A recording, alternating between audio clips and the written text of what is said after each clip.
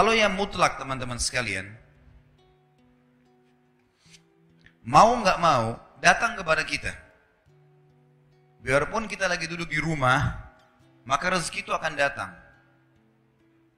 Seperti misal, mata kita sekarang menangkap cahaya, hidung kita menarik oksigen, telinga kita menangkap suara, energi di tubuh kita pada saat kita mau bergerak, kita mengeluarkan proses makanan yang habis akan dibuang, kotoran, tinja dan air seni, rezeki datang.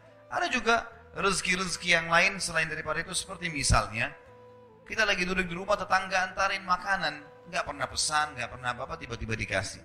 Orang tua kita banting tulang, begitu mereka meninggal kita dapat warisan. Ya. Ada rezeki yang mutlak. Kita lagi masuk ke restoran, tiba-tiba ada teman juga masuk, dibayarin, ditraktir. Kita nggak pernah programin sebelumnya. Namanya mutlak, pasti sampai ke kita. Jadi sesuai dengan hadis baginda Nabi SAW,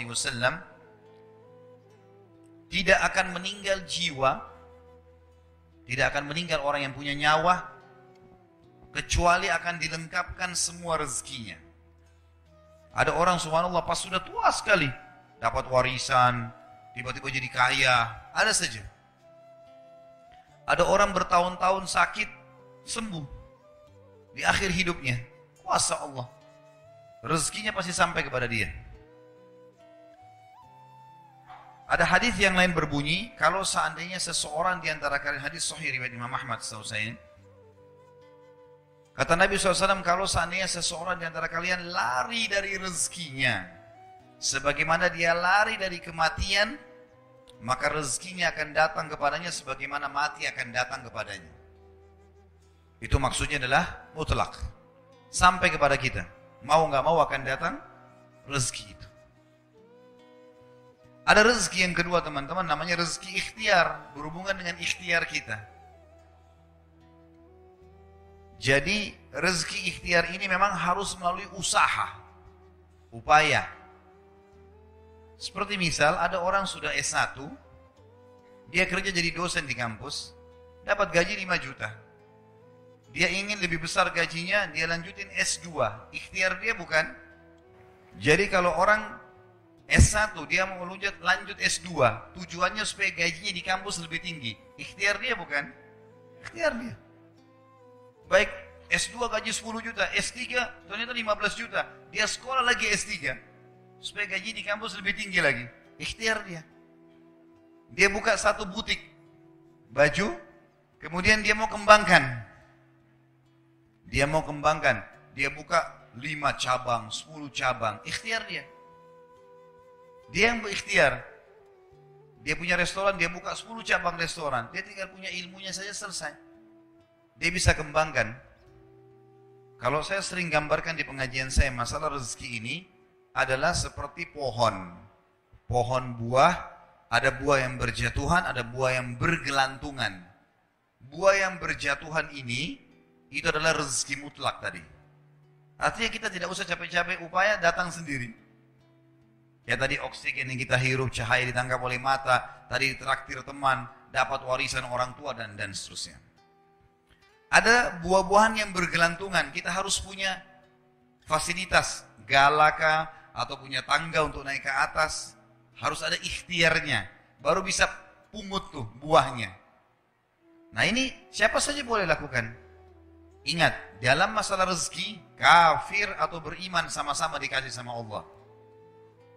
Jangan bilang, kenapa tetangga saya orang kafir itu bisa punya mobil mewah? Kuasa Allah. Siapa yang mau punya usaha, dia bisa dapatkan. Hanya bedanya antara muslim sama kafir di status halal atau haramnya. Kalau muslim, teman-teman sekalian, kita ini orang muslim, buah-buah yang berjatuhan dan buah-buah yang bergelantungan tadi, yang dibolehkan ambil hanya yang berkualitas. Ada busuk sedikit jangan diambil. Halal. Sedikit busuk syubhat. Bagus gak ya? Jangan diambil. Kalau orang kafir semua diambil. Mau busuk, mau enggak, semuanya diambil. Kalau muslim tidak. Dan subhanallah, dalam masalah ini, para ulama mengatakan seorang muslim mendapatkan keberkahannya. Nanti akan kita bahas masalah itu. Dalam kiat-kiat mempertahankan dan menjadikan rezeki supaya berkah. Jadi ini gambaran rezeki teman-teman sekalian. Dan supaya kita tidak menyangka buruk dengan Allah, harusnya seseorang di antara kita teman-teman sekalian, harusnya seseorang di antara kalian, ini wajib hukumnya, mengetahui bahwasanya kalau kita ingin mempertemukan tentang kondisi kita dengan kondisi orang lain, maksudnya kondisi orang non-muslim misalnya, pertemukan yang sesuai, yang sepadan. Misal, tidak adil kalau saya seorang pegawai, gaji saya 1 juta misalnya, atau 2 juta rupiah, saya pertemukan dengan tetangga saya yang seorang miliarder kafir. Nggak bakal adil itu. Yang adil adalah pertemukan coba keadaan kita dengan kafir yang gajinya sama dengan kita. Nah baru kita tahu bagaimana berkahnya rezeki itu. Harus adil. Ya. Seperti kasus masalah kemarin di pilkada di Jakarta, saya juga bahasakan masalah itu. Tidak adil sekarang banyak orang non-muslim ini mengatakan, atau orang-orang munafik dari kaum muslimin, pura-pura Islam, dia bilang, lebih baik pemimpin kafir yang tidak korupsi daripada pemimpin muslim yang korupsi. Ini tidak adil ini. Mestinya pertemukan begini, non-muslim yang tidak korupsi dengan muslim yang tidak korupsi. Nah itu baru adil. Kafir yang koruptor dengan muslim yang koruptor, nah baru adil. Nggak bisa dipertemukan antara ini dengan ini, tidak bisa. Nggak bisa kita pertemukan keadaan kita yang gaji 1 juta dengan tetangga non-muslim yang 1 miliar gajinya atau pendapatannya. Nggak adil namanya. Maka harus kita sesuaikan di sini ya.